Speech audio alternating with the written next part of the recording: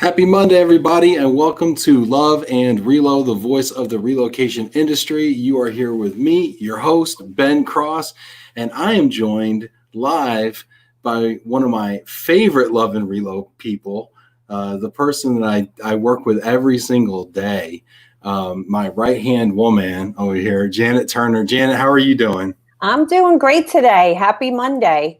Normally, you're behind you're behind the scenes here, and so now you're in front of the camera. How does it feel? I feel a little nervous, even though I do this every day. It's different when I get to hide behind the scenes. So this will be fun. Though I'm looking forward to it. And of course, I love everyone in the audience that I've become part of their lives, and they've become part of mine. So this should be fun. Yeah. Normally, if you've been on the show on Love and Relo, normally Janet's the one that kind of sets you up as you come on, kind of sends you out a questionnaire and gets you kind of acclimated to what our process is. She sends you the invitation. She schedules you. She welcomes you. Usually she's in the studio before I am. So a lot of times she'll welcome you in and just kind of make small talk. And Janet, tell me about some of those moments you've had behind the scenes. Have any stuck out to you? Any conversations you've had behind the scenes with people?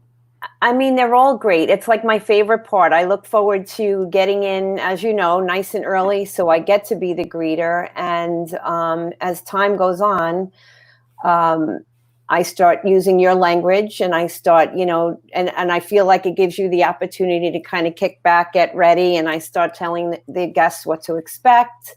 And I get to know them a little bit more.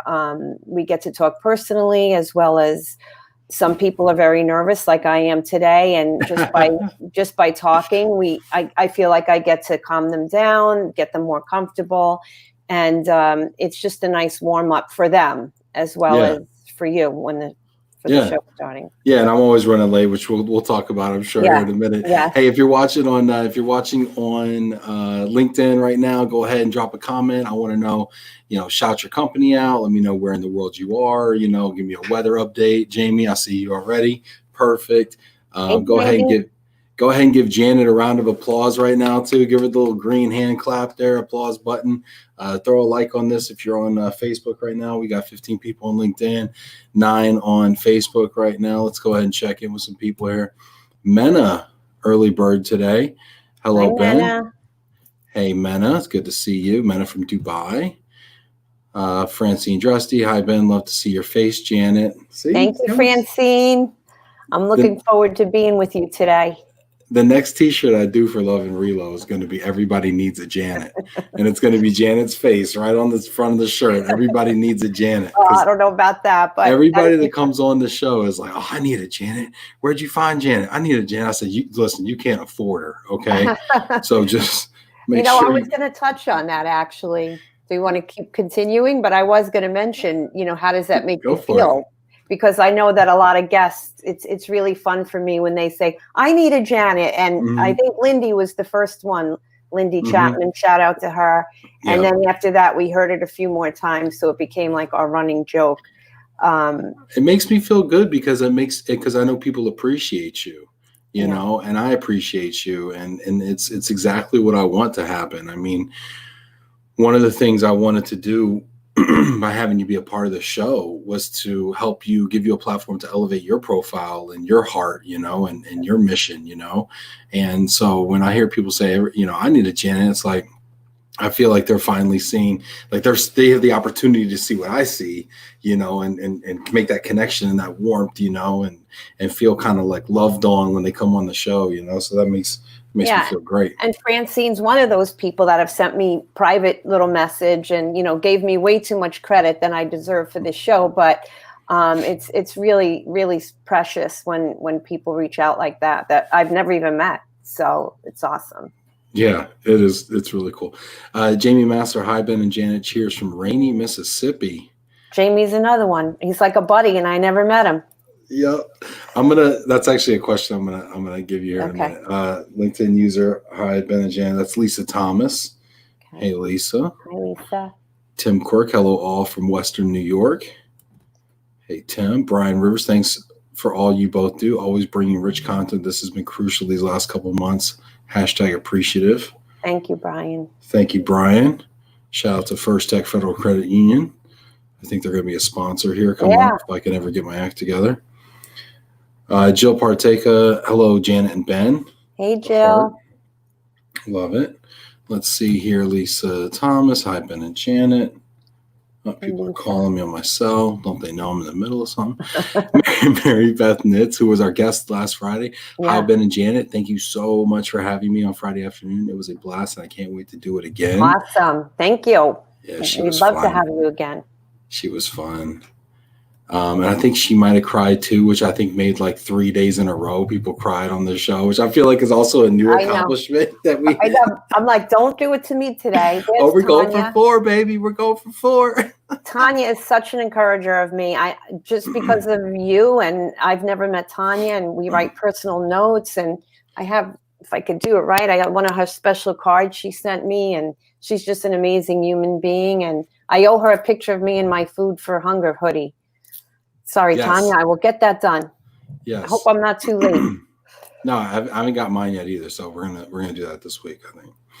So yeah, what's up, Tanya? Good to see you. Got to get you on the show. Molly Feldman, hello from Jacksonville. Hey, Molly. Molly. Jane Woolston, you both always do a fabulous job. Thank you, Jane. Yes. Yeah, Jane's been tuning in a lot lately. Appreciate you. Michael James. Michael just sent me such a nice note too today. Hey, Janet and Ben, tuning in from sunny California. Great seeing you both. Thanks, Michael. Thanks for tuning in. Yeah, we got to get Michael on the show too. Hosea Botley. Hello, Ben and Janet. Looking good. Hey, Hosea. Hosea. He was on last week. Had a really cool. Yeah. Such a good conversation. Yeah, we'll probably talk about that in here in a bit too. Victoria Messer, thanks for everything, Ben and Jen. You inspired me to do my podcast. Awesome. I was thinking cool of Victoria. That? So cool. And she's out there in Berlin. Jennifer, let me know if you need a Janet. Just kidding. Yeah, right. Oh, you got some spare time, Janet? Let me find out. No. This is a full-time gig. Oh my gosh. Jennifer Anderson. Hi, Ben and Janet, checking in from Sunny, Long Island. Hey, Jennifer. Going to have her on the show, too. She has a really cool story. Shelly Bishop. Hi, Ben and Janet. Hi, Shelly. Lots of people tuning in. Oh, yeah. Lots of people tuning in here. Got Jamie saying, love Janet. Hi, Ben. Nice to meet you, Janet. New York is sunny. Good to hear. Francine Drusty. Love you, Janet. We'll meet soon. In the meantime, hugs. Aww. Joining from a gorgeous day in Connecticut, Katie Linehan, Adam Lowy. You guys are crushing it. Yeah, thank you, Adam. Not sure why my name doesn't show. Hi, Ben and Janet. Victoria McCullough. Hey, Victoria. There you go. Tanya's sending some love back. There we go. Reminding everybody to send their picture from Move for Hunger in. So Janet, you brought up a couple things. So we've been doing this. This is our 90th. I want to say it's our 90th or 91st episode of Love Relo. Can you imagine? We got to do something big for the 100. I don't know. If you're watching right now, what do you think that should be? Drop it in the comments. Audience poll, quick little audience poll. What do you think we should do for our 100th episode? Let me know. Janet, what's it been? It'll be this month. It's coming up soon. 2 weeks probably at this rate, right? So, Janet, what do you think? I mean, this has been a grueling pace. People always ask me, how do I find the energy to do this? How do you find the energy to do this? Well, I think I've mentioned once before, I always say if it wasn't for stress, I'd have no energy at all. So, it's really funny because it was really like sort of pulling teeth to get you to allow me to help you at first. And then now it's just like, here, Janet, go for it. Do this, do that. And, I joke with you and say, this is like another full-time job. And people really should appreciate the work that you put into it. I mean, I feel like I'm the admin behind the scenes, but it is a lot of work. I very often give up some time on my Saturday or Sunday because I do have a full-time job and a responsibility. But, this is the industry that I've pretty much been raised in and love. And I've met so many great people, and the energy of it keeps me going. The growing that I'm getting out of it as an older lady, I'm still growing and learning, so it keeps me going. And I thank you for allowing me to be part of it. Sometimes I think, can I keep up? And you could very easily get a younger person that's probably quicker than I am, understands a lot of the lingo, But you don't. You just keep encouraging me. So Well, yeah, I mean, you're like family, Janet, you know. at this So point, yeah, you're like my mom, you know. yep, You just encourage me so much, you know, and I love it. You keep me on task and everything. Um, I do Adam feel like thinks a mother. Adam thinks you should do 100 pull-ups for 100 episodes. I I don't think I can do 100 at anything. might get through one. Yeah, maybe. Let's see. 100th mobility karaoke. That could be fun. We got some singers in the group. Oh, Mary Beth is one of them. the ideas are getting Elena. moderately better. Oh, this is So great. what has it been like for you working with me? Because So at I- first, Yeah. when you were like, you know, if I can help you, let me know. Right. That's what you first said to me. Like Mhm. you can text or something or whatever. Right. You know, and basically it was like, oh, I love what you do. And if I can help you, let me know. And I'm like, yeah, you know, thanks so much. Kind of people say that, you know, but you don't really know what people's commitment level is going to be, you know, to be honest, right? I mean, they don't understand even, they see it. And so they think they know how much work it is, but it's 3 times more work than you actually view, you know, than you actually see.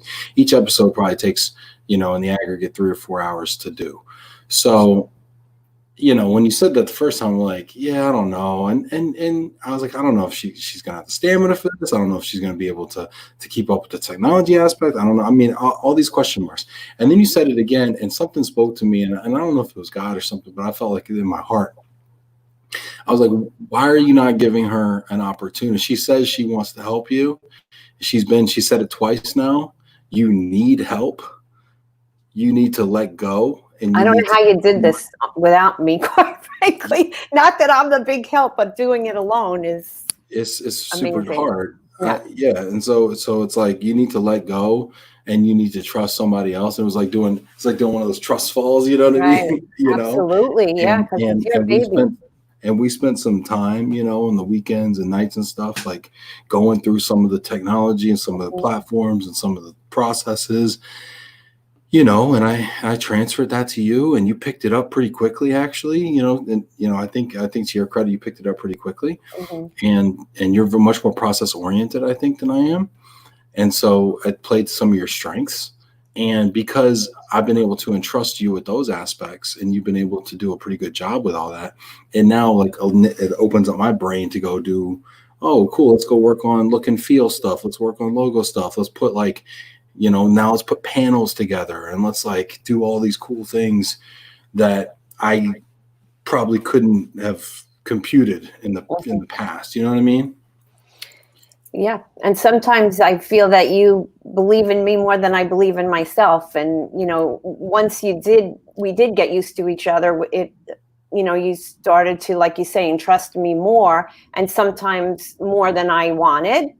But it's also caused me to grow. You know, for example, I always feel that writing, I know grammar is not my forte, and I don't think writing is a gift that I have, and you won't accept that from me. You just keep pushing me to learn. Yeah, because sometimes I see you trying to get out of it, and I'm like, nope, it sounds you good don't to let me. me out of it, and I'm just like, what the? And I know this is something, but that's also one of those things in your head that you've created saying this, I'm not good at this. Right. And I'm not going to let you say that about yourself because you are good at it. And frankly, when I push back on you and I say, no, I'm going to roll with whatever you want to do, you read it again, you figured it out. Yeah. And it usually does work. Yeah. And I have to say, like, I'm continuing to learn, like I'm a student, number one, but you know, there were times where I felt a little bit, maybe that you were being a little condescending, or I felt like a little frustrated, or I felt embarrassed, you know, but then these are the things I've learned by being with you and on your show, for example, with Julie, with the assume positive intent. So I've learned when you're pushing me, instead of being like, well, who the heck does he think he's talking to? Like, and I don't want to I didn't volunteer for this, you know, and then I'll say, no, he means good for me. So just let me listen and be open and, you know, push forward. Well, and I appreciate you doing that too, because this whole process is super uncomfortable, right? It's uncomfortable for me. It's uncomfortable for you. it's uncomfortable for our guests. Like basically we do a show about discomfort every single day. We can call it whatever topic we want to call it. We can call it Love and Relo. But the truth of the matter is it's basically an object lesson in discomfort every time we hit the live button. And I wanted to ask you, what do you think is the most uncomfortable part of this for you? Well, I think I touched on it. The most uncomfortable part is writing, grabbing content from which I'm not used to doing from the questionnaires, which is something new that you brought into the mix. And I think it's a good idea, but, having to put out there on Facebook content that you want to leave me alone to create. So that makes me really nervous and uncomfortable. And I don't trust myself. So I keep wanting you to proof it, look at it. And then you're like, did you read it out loud to yourself? Read it out. If you did, just let it go. So you're just forcing me to, but it takes a lot of time too, for me to do that, to look at the questionnaires. And a lot of the guests, and I don't, or you have an idea or you had a discussion with them already, what you want to do. And I don't know that inside scoop. So trying to pull that out of the questionnaire it could, like yesterday, I spent time doing it and we had a cancellation, but I was trying to calculate. I was probably at my computer 2.5 to 3 hours on a Sunday, just because it takes time for me to do that, so. But it's getting more and more comfortable. And if you noticed, I didn't even ask you to proof anything yesterday. I just sort of went with it. I still have more to do this week. And that's a big challenge, making time now that the busy season's coming in, fitting in Love and Relo, reading the questionnaires, getting them out, you and I trying to book guests, who could we get, But that's the most uncomfortable part for me. Lindy Chapman making another public pass at you, Janet. It's a ton of work. You're blessed to have Janet Turner. Be good to her. I'll take her. Oh gosh, Lindy. Oh shoot. All right, here we go. Pam Metzger, you're inspiring for all those mature ladies out there. Yeah. Pam says, "Thank you, Janet." She says, "That's awesome. That's wonderful." Vinny says, "Hi, Ben and Janet." Hey, Jack Vinny says, "Thank you, Janet and Ben." Hey, Jack. Stephanie Richardson, love, Janet. Thank you. Let's see here. What else? Francine, 100th show on location. Too soon? Well, alcohol should be required for the celebration, right? I agree. Anything. Oh, you know what? Maybe we could do a wine tasting. You have a little connection there. Yeah, we could do a wine tasting. And then maybe Vinny could do a little cooking on the side and chime in with what would pair with it. I don't know, something like that. Gosh, all these great ideas. That's the hard part about this show is every great idea requires 3 times as much execution. Yeah. So it's like we want to do these cool things, and I'm just like, as soon as I start thinking, oh gosh, well, we go into logistics of doing a wine tasting, right? But we might do something like that, a Zoom wine tasting. Let's see here. Mary, thank you, Ben and Janet. Your show's been very educational. Sounds like Jen is teaching Ben there's value in being a lifelong learner. Mm-hmm. Yeah. I think Janet, working with you has also taught me, hey, Mark, has also taught me, I think, about my leadership style and about the way that maybe, because you said before, sometimes you felt like I was being condescending and things, and I've struggled with that in my career. I think I'm better at it now than I have been in the past, but I still think I struggle with it. And so I'm trying to be more cognizant of that and figure out ways to say things differently. So that's something that I'm still working on, and I think Janet, you're teaching me that too. Yeah. And I think, that's another word that's kind of new to me is mindful thinking. I mean, where I'm from New York, first of all, you say what's on your, wear it on my heart sleeves, what's on my mind comes out of my mouth, but that's not always good, so these are things that I'm continuing to learn. And that brings me to a question I had for you is, okay. How are millennials different than baby boomers? Because I think that's something that's really special about our relationship, something I've learned. And I'm just curious if you see a difference or you feel a difference when we're working together. Well, yeah, I mean, I definitely feel a difference. But I love that you're so open to it. I don't say most. I feel like anytime you start a sentence with most, I feel like you're already setting yourself up for failure. What I've experienced with baby boomers is that they underestimate millennials, that they stigmatize millennials as lazy and entitled, and all these stereotypes, right? But one of the things that I like about you is that I think you appreciate the differences for the different values. And I think that millennials, are rather altruistic, and I think that, and I count myself as one. I'm right on the cusp, but I'm on the born in '82.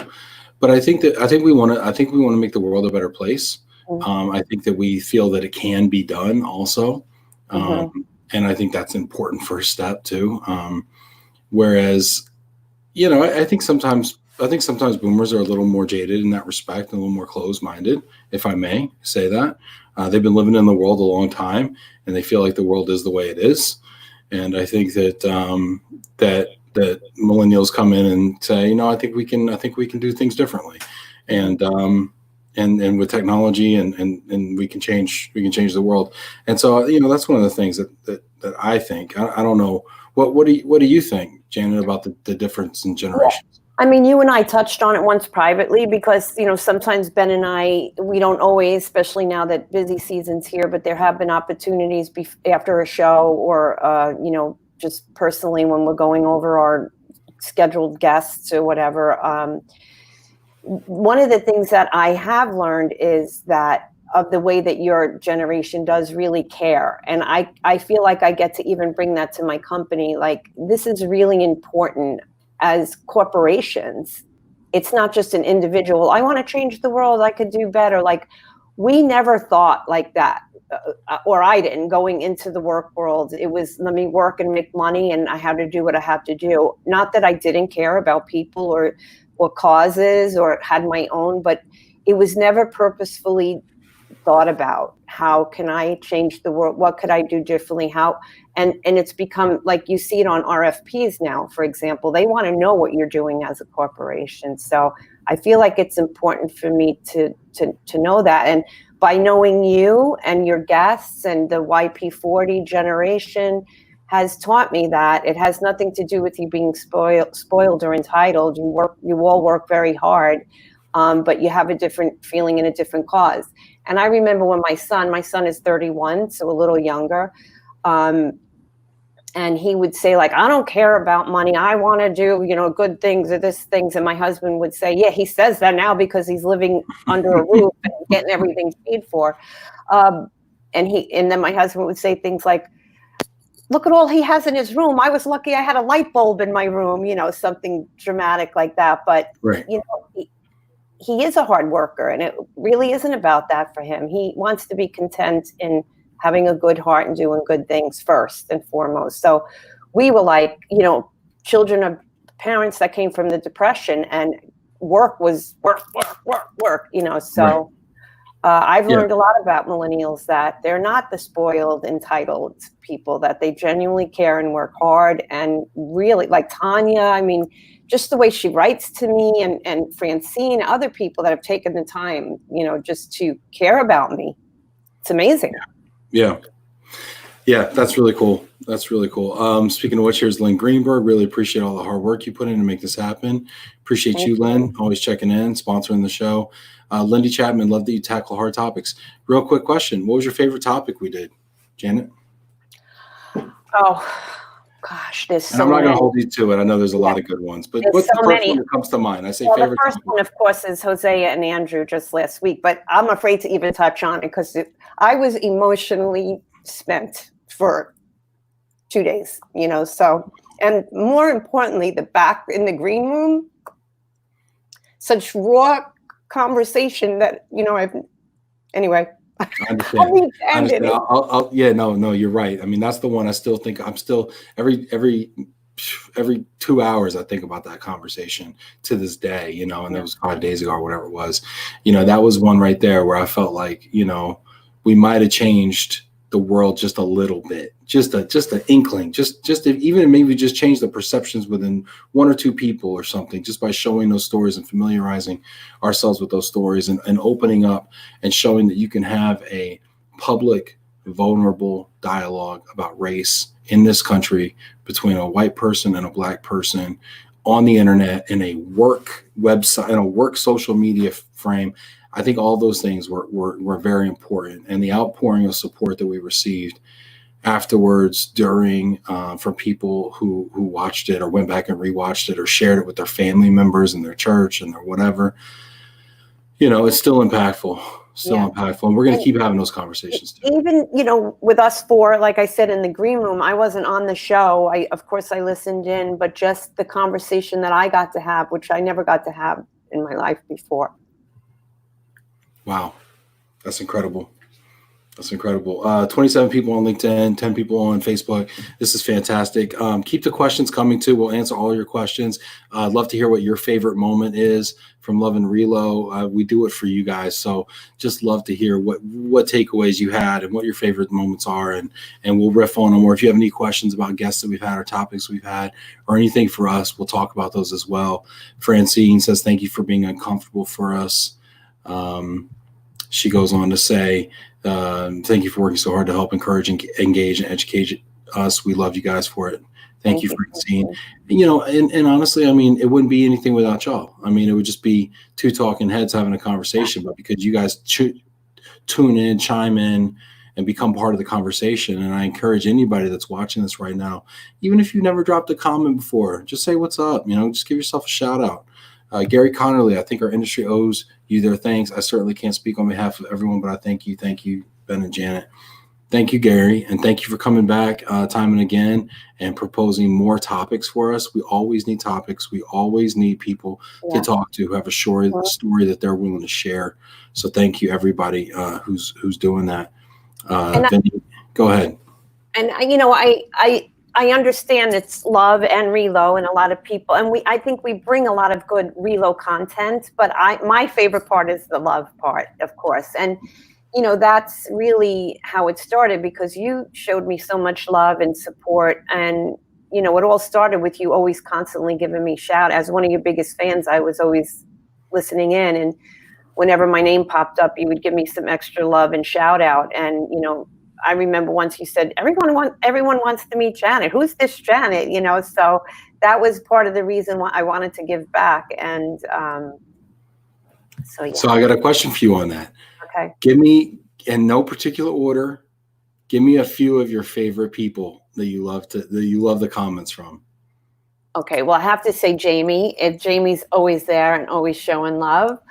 Of course, Tanya, I mentioned her numerous times already. Oh my goodness. Francine, constantly. Francine's come on real strong lately. Yeah. Victoria is always on my mind for some reason. I mean, I think she's like the same age as me, maybe a little younger. So I feel like we have that in common. And I just met her on the show.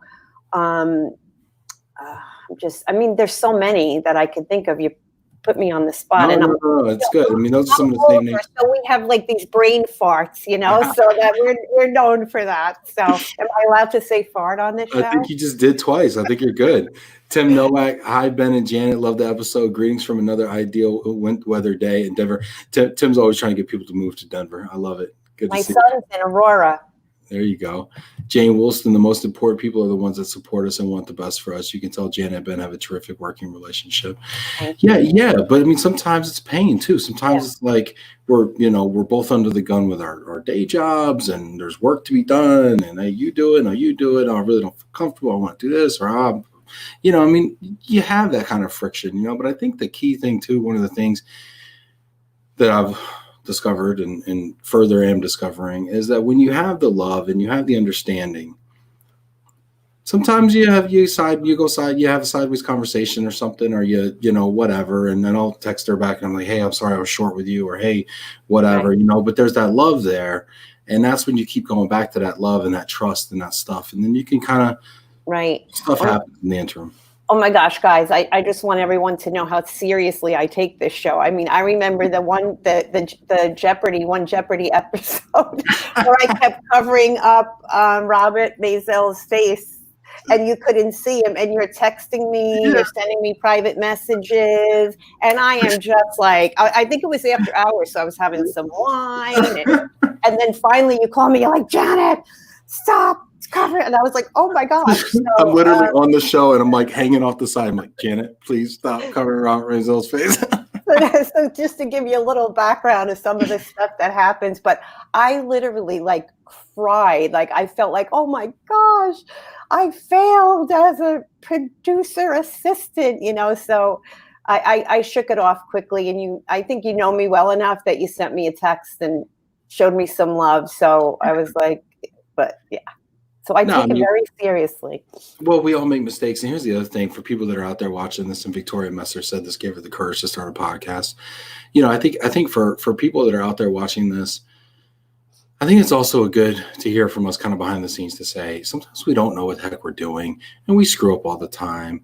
My dad, somebody asked me one time, they said, what was your worst moment or your biggest, problem, whatever. I'm like, well, the one that first comes to mind is when my dad's on. And he's talking about when I was in high school and I used to smoke a lot of reefer, is what he said. And I'm like, man, Dad, if we could really just skim over that part with a little less detail, But I mean, things happen, and it's cool. And what I've realized also, going back to the love aspect, is if people love you and you have demonstrated a willingness and ability to care for them and to support them, they'll support you too. Because I've said things on this program, whether it be an F word or overshared something or maybe mischaracterized something, and I think people have forgiven me for it, and I think it's because they appreciate where I'm coming from. And so I think one of the things I would tell people out there that are watching this is, make sure people know where you're coming from. Be vulnerable, be open, care about them. And I just can't say enough about the community and what people do for us. Very true. And if I could just share with your audience, I don't know if you like this because it's not planned, but I just want to let everyone know that you've been pretty much get nervous almost every episode. So, people think that you have maybe that you're just this superhuman being, but you have real feelings, and you're always very concerned about the content. You want it to go well, you want it to be educational, and there are times where we've prayed before a show, or I just encourage you that. But and it depends on the day or the guest or whatever. But you're not superhuman. You're also full of feelings, and you do get nervous to put this on for your audience. It means a lot to you. So, what do you think was the most nervous show, or the most nervous you were before one of these shows? Did you have a moment where you felt like you were particularly nervous? Well, I always when I had to sing happy birthday to Vinny's wife. Which is something else. I'm just like, hey, Janet, do this. And you're like, what? Huh? What? And then I'm so bad at finding if people don't know, we have like banners and things, and it's tricky with your fingers, and I'm not that quick, and I wear glasses. So I try to play the music, sing along, and pop myself in there. So, I mean, on the whole, I'm a people person. So when I get to greet them behind the stage or behind the podcast, it's easy because I love to meet people and talk. But when I have to present myself and put myself out there, like during the Jeopardies, even though I wasn't present, I had a job to do behind stage of popping up the questions and, things like that. So, yeah, that was probably the scariest time for me, popping in to sing happy birthday. And the irony was, and this is an analogy for all the content that people might put out there, is we sang happy birthday to Vinny's wife, and she didn't even hear it because Vinny had headphones in. So the funny thing is, everybody's so nervous about doing content and stuff. The truth of the matter is, most people aren't ever going to see it or hear it or anything. So don't get too worked up about any individual piece of content that you go out to produce. Well, like you say, we do this every day, but every day it's like it's the first time, so. Yeah. Vinny says his wife loved it. She watched the show later in the day. She even cried. Thank you. Thank you. That's sweet. That's so nice. So I have another question for you, and I was going to shout out Rory Ramirez because Rory was going daily too as well. Yeah, he's a favorite. He got some of my beard balm. He got some beard balm. There you go. Gosh, that seems like forever ago. You were sending out beard balms. That's right. Ryan Watroba, greetings, Ben and Janet. Thank you for all the hard work and what you do to bring Love and Relo to each and every one of us every day. So much hard work on your end to make it happen. Yeah, Ryan, thank you. You've been on the program. And thanks for all the hard work you put in. This is so important. Thanks, Ann. I think Ann's going to be in our book club for the month of June as well, which we're going to announce on Thursday. That book, Molly Feldman. Bless you, Janet. Thank you, Molly. Vinny says, I agree. Andrew and Hosea were amazing. So many amazing moments. I can say I learned so much from every single show. Thanks, Vinny. Yes. You know, that's what we try to do because I think there's so many shows out there and so much content that's produced that, like, let's be honest, when you're watching it, you're checking email or you're kind of tuned out or whatever. I mean, I hope that what we do is important enough where you sit up and you watch. And I know that we're doing an hour a day and it's just not feasible sometimes, but I don't ever want to just make BS that people can sleep through or whatever. You know, I hope that they bring away something that's really meaningful, you know? So I'm going to ask you, Janet, and we got Hosea here. Thank you both for allowing me to speak. I've received so much support. We have a lot of work to do, but I feel love and support. Sorry, I was really emotional that day. No, brother, it was good, man. Yeah, don't apologize. Good. Rightfully so. Topic you'd like to cover or guest you'd like to have on the show?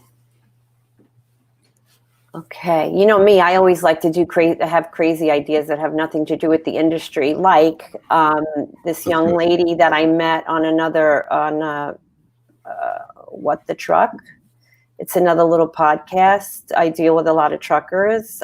So she was laid off, and I think last Friday, she was getting her broker's license and trying to start her own business. And so, you know, I have a heart for things like that. First of all, I started my own business with $1,000 loan on my credit card at one point in my life in 1992. That lasted for 23 years. So I really have a heart for, you know, people that during downtimes that don't really have the gumption or the be brave enough to give it a try. So I really want to support her. I'm trying to get her into my company as someone we can rely on. And I would love to have somebody like that. That's not really in Relo, but she is a piece that forwarders use and small domestic move, providers could use. So, and then I think I mentioned another guest to you that was sort of like, where does that fit in? So that's the one that comes to my mind. I would love it too. And we'll have her on if she gets back to you and can do it. I would love to have her on. Love to talk about stories of entrepreneurship. Yes. Also, if you're watching this right now, I want to know what topics or guests would you like to see on? We're always again looking, so please leave it in the comments and we will talk about it. Yeah. And don't hesitate to send us emails too with suggestions or introductions. Ben is really focused on making this a daily show. So as you can imagine, with everyone's schedule, it's not always so easy to get people to commit. We had 2 cancellations this week. We thought we were set. So things happen. We would really love it.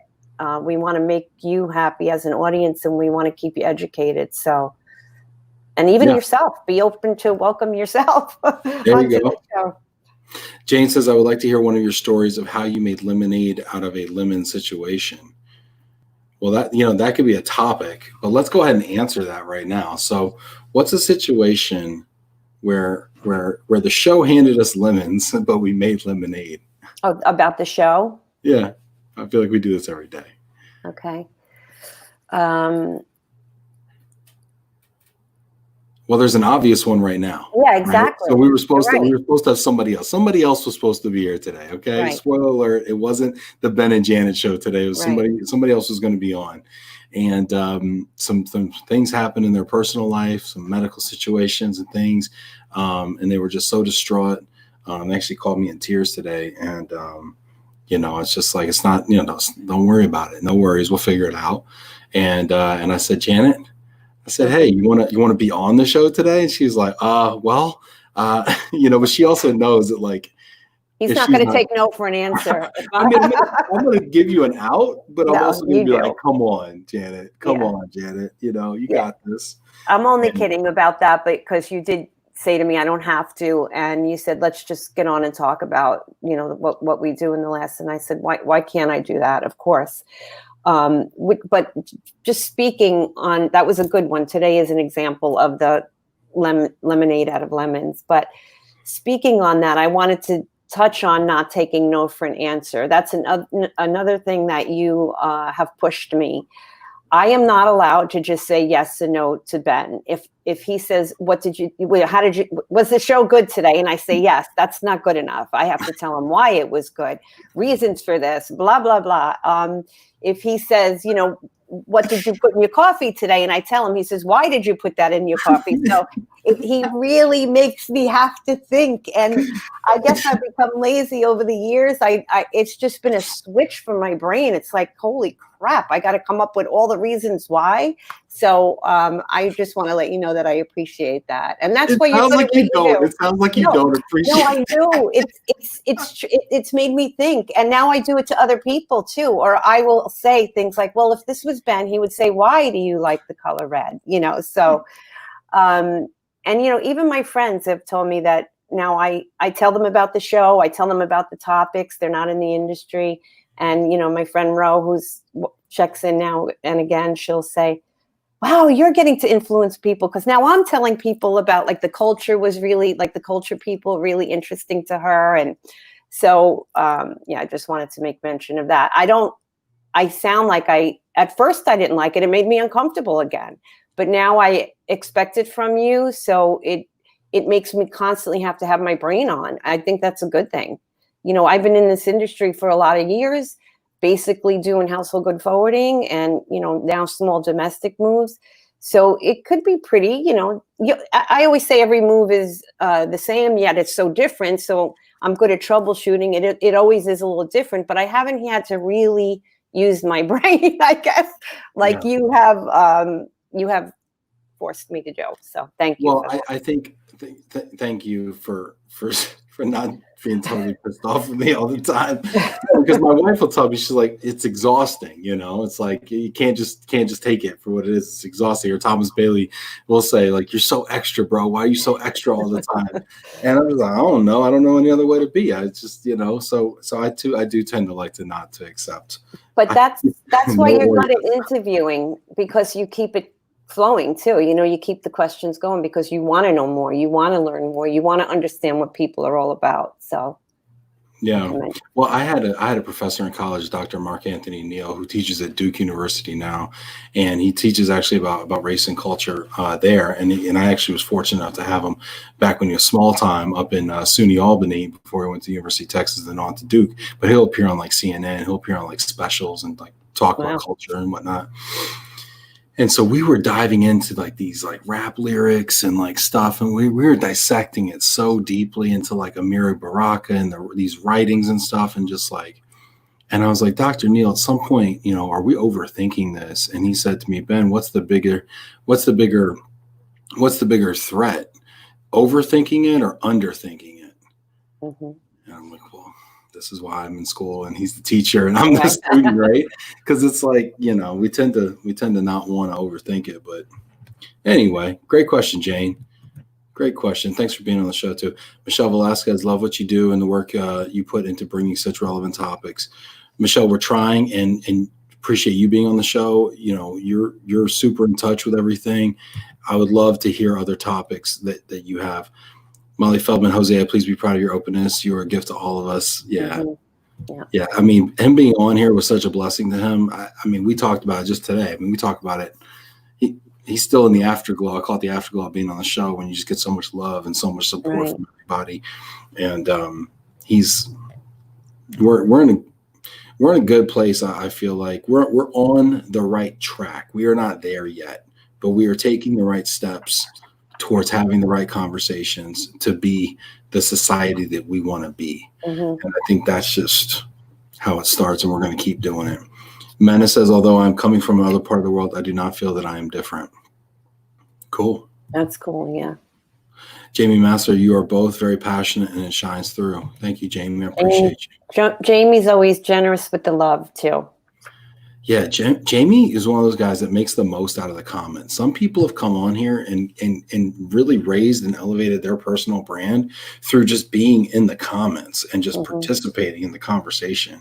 And Jamie's one of those people. I mean, I've heard stories of numerous people coming on here and like connecting with each other after being in the comments and being very active, and then networking with one another, and sometimes even turning into business opportunities. So that's also a blessing. I always like to know that I'm adding more like value on an intellectual level, but also commercial value too. I think that's really cool.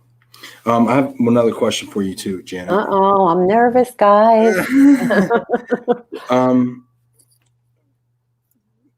What have you learned about yourself in doing this show? Oh gosh.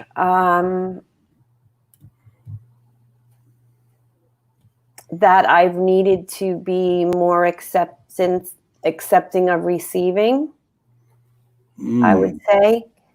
I remember I said to you one time, I'm so embarrassed by people giving me credit because I feel like it's all you. And, people are saying, oh, I know it, like Francine, I know you're the brains behind. I'm like, no, I'm not, and Tanya sending me the card and, and you said, you have to, in order to be able to give, which I want to give, I think I'm in this industry because I definitely know my heart is a servant's heart. You said, but in order to give properly, you have to also be open to receive, and that's what makes it go around. So when people say things like that to me now, I'm just saying thank you, taking the love, and just trying to give it back. So I would say what I've learned is accepting the compliments and the gratitude people have for me behind the scenes when and accepting that maybe I do have an important part of it, or I know that I have an important part of it. So and now I get to call the show, as you know, sometimes I say our show, I'm right in there now claiming it as something of mine. And you should, and I hope you're proud of it because you put in so much work towards it. And I get to, get the spotlight all the time, but Janet's all there every single day, right behind me, and just making sure that everything's done properly and everybody's scheduled properly, and that I'm prepared to, so I actually have something to say when I get up here, so I appreciate that so much, Janet. And I would like to apologize in advance when Ben runs tardy. I am on him and always bugging him. That's where I become like a mother. Ben, it's 4:01, it's 4:02. Get live, get on, get every your water. Single day I am late, and she is trying to get me to be early every single day. And every single day I'm late, and every single day I tell her, Janet, it's good luck when we're late. Chill, we got this. Don't worry about it. And it's really cool too. Sometimes people may not know that we do sometimes text each other. You may be forgetting to mention something, or, and I'm like, don't forget to do this. Don't forget to do that. So it's really a great support system that we have for each other. And it makes it interesting. It's kind of like the subjects that come out. I mean, even though we are different, we're male, female, our age different. And so it has to do with that. Inclusion as well. And so a lot of the subjects that we talk about, I feel like we experience it firsthand. So we really appreciate that subject matter and putting that out there. Hosea said, okay, go ahead.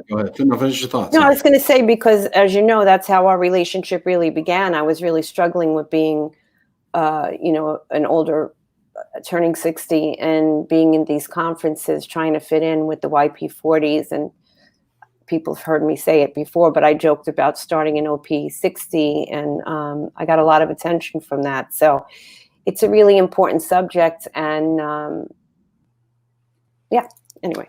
I think everybody should have an opportunity to tell their story, right? And it shouldn't just be, young professionals. It shouldn't just be white professionals. It shouldn't just be men. Like, we really do need to make this a platform for everybody, not just movers, not just RMCs, and that was one of the things I struggled with early, is that, in the first few weeks of doing this, I took a look at who I had on, and for the most part, it was white men. I mean, there was a couple of exceptions, Ray Da Silva, Chuck White, Rachel Fisher Lyons, but for the first dozen episodes or something like that, it was white men. And I had to realize, as a person who wanted to be more diverse, in my perspectives and my friend groups and my colleagues in my world, I was leaning on networks that I felt maybe most comfortable with. And I had to, like, take a step back and actually understand, like, wait, you are very skewed towards or biased towards white men. And what is that about? And then I had to try to incorporate more voices. and this is one of the most difficult moments I've had with this show. I put a post out saying, I'd like to have more people of color and more women on the show.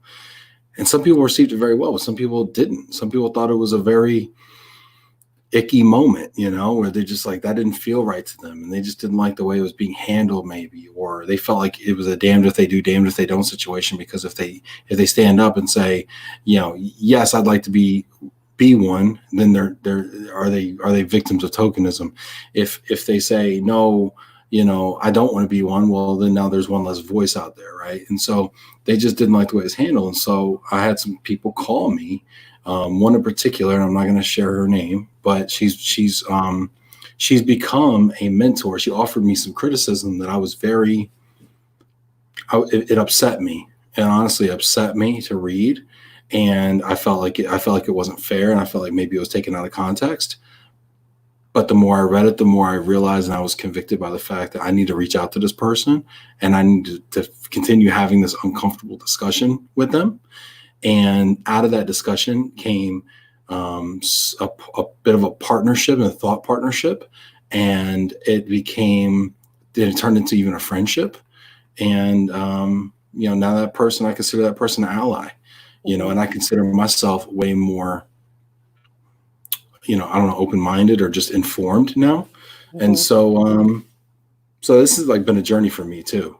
Mm-hmm. Like, I don't just get up here and have all the answers. Like, I'm learning with y'all right now, and that's been kind of cool for me. So let's see here. Let's go back to the comments here. We got a few more here to talk about.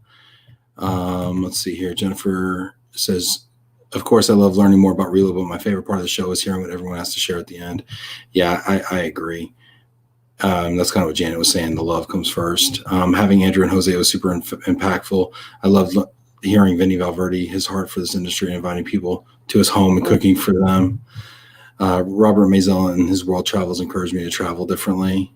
Francine, those are great examples. Another thing, Janet, let's talk a little bit about shows that we'd like to do, right? So you mentioned the wine tasting. I would love to do a cooking show with you at your home in Florida when this whole thing blows over, and cook up maybe a pizza or something, or some of your, some of your, what's the bread you always make? Oh, the farinata di cicci. Farinata di cicci, yeah. Yeah, a little farinata di cicci. I would love to come in the kitchen and do, like, a cooking show with you. Yeah, that's another thing that we do share, is sometimes we send each other pictures of, our cooking or what's on the menu, or ask each other's advice. And that's a favorite thing that we both love to do. I mean, food is love to me. I love to cook. I love to cook for people.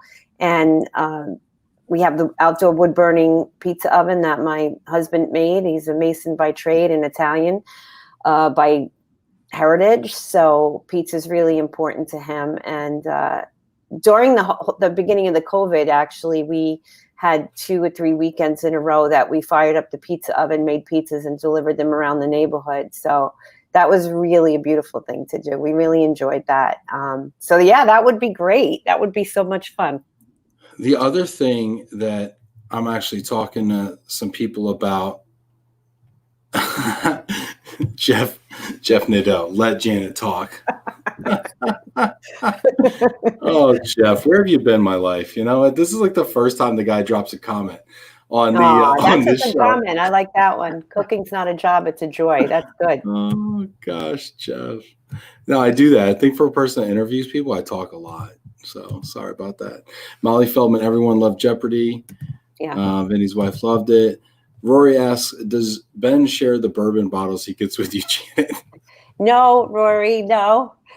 But that's okay. In fact, he bought me a bottle of wine because I basically love to drink wine. He asked me what I like, not knowing he was asking for myself on the Italian side because I have different favorites, only to tell me one day, text me one day that he was enjoying tasting the wine that he bought for me that I never received. This is so true. I got a Valpolicella and I got a Valpolicella Reserva, okay, which are almost like Amarone, like a step down. And I got them and I put it with a book that you said you wanted that I had, and I like wrote you a nice note. I boxed it all up. I took it to the UPS store. This is like totally mid-corona, right? I took it to the UPS store and I chickened out because you're not supposed to ship wine. That's okay. I forgave you for that reason. Well, but I totally did, and anyway, I'm still working on it, Jen. I will make it up to you. I'm so sorry. No, it's okay. You were so right about that. I know I owe you many special gifts. And I just want to say, oh, go ahead. I'll leave that for my last comment. Well, I was going to just say, Rory, no, and by the way, half the bourbon that's been promised to me on this show has arrived to my home shattered. So somebody actually sent me a bottle of bourbon. Wow. to my house along with like a coffee mug that was like this, and they put it in like the same, it was like in a bag together or something. They're not movers. Yeah, they were movers. They were movers. And I ended up 2 weeks later, I get a bag full of broken glass soaked in Basil Hayden's. And I'm like, you know, ooh, that's a good one. That's hard to find. It was hard to find because it was dripping out of the bag. Wow. Let's see. Francie Justy, Kerwin Guillermo, his message, make an impact, build a legacy, be a force for good. Mm-hmm. Yes. Leah Ross, the show last Friday had a lot of great information content. That was Mary Beth Nitz. Mm-hmm. Very cool. Very cool. Molly Feldman today. Thanks, Molly. You're sweet. Jose again. I told Ben, if you're not 15 minutes early, you're late. U.S. Navy. And I told Hosea that I will be late all the time, but I will always be prepared. Mm-hmm. So you can be early and not know what you're talking about.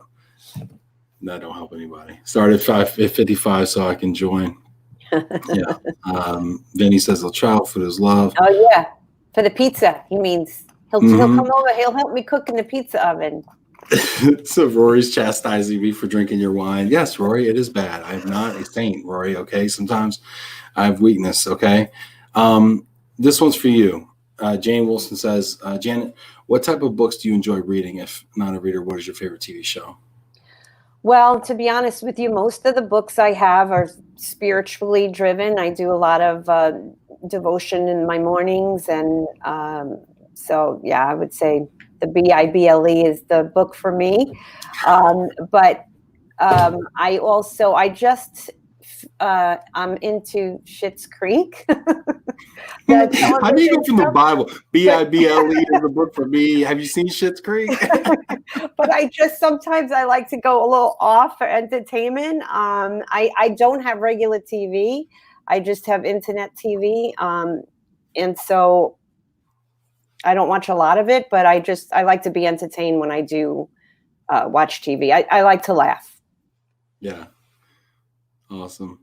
Let's see here. People are saying Florida and pizza. I'm in. Yeah, so we might have to do like a little Love Relo conference or something. And we've been talking about this, a little Love Relo conference for our corporate friends. So more to come on that, but this is a little teaser. If you stuck around till the 58th minute of today's Love Relo, you hear a little teaser about this. That's all I can say at this time, but it could be really fun. So more to come on that. But, Janet, this has been a lot of fun, but you said you had another comment. Well, I don't even know if I could make it make sense, but earlier in the show, you said something about, sort of the price of me is it. And I wanted to say my payment is in love. And I would be expensive because the amount of love that I get is priceless. Mhm. I love you, Janet. I love you so much. Um, yeah, and love is one of those prices you pay that is really more of an investment because it comes back to you, even exponentially greater.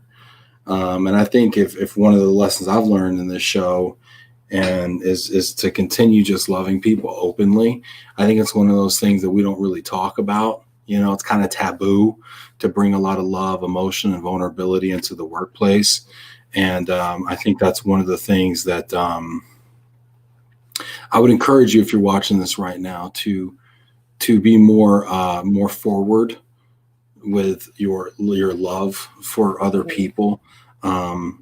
Because it creates just great relationships, and it's done so much for me. And Janet, you're a testament to that. And thank you so much for being on this journey with me.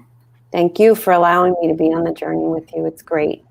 And thank you to all of our audience. Yeah, thanks everybody for tuning in. We love when you guys tune in. We love when you drop comments. Please hit that like button. Drop a comment, if you haven't done so already. And appreciate you all stopping in. We got a pretty interesting week here. We will be on location for the first time in a long time, hopefully on Thursday at the Source Booksellers in Detroit, which is a Black-owned bookstore in Detroit. We're going to be supporting that and kicking off and announcing our new book club book of the month, which should be a very interesting one. And we got some fun guests tomorrow. Rachel Taylor from Whirlpool is on tomorrow. And I said Thursday for the book club book. No, Wednesday we're going to be on location at Source Booksellers. We had a little scheduling change. Tuesday, Rachel Taylor, Whirlpool Corporation. She is a global mobility specialist, immigration over there. Wednesday will be the book club book announcement from the Source Booksellers. Friday, we have someone also, Janet, don't we? Katie McMichaels from Katie AMSA. McMichael. Yeah. From AMSA, right? Exactly. Who does legal affairs over there. We may be joined by someone from the FMCSA as well, which is super interesting. Yeah. Federal Motor Carrier Safety Administration. So cross our fingers there. And we are still looking for a guest on Thursday. So if it's been your burning passion to be on Love Relo, we might have an opportunity for you. So connect with Janet or myself. And thanks to everybody for being a part of this. Really appreciate y'all. Take care. Thanks, Vinny.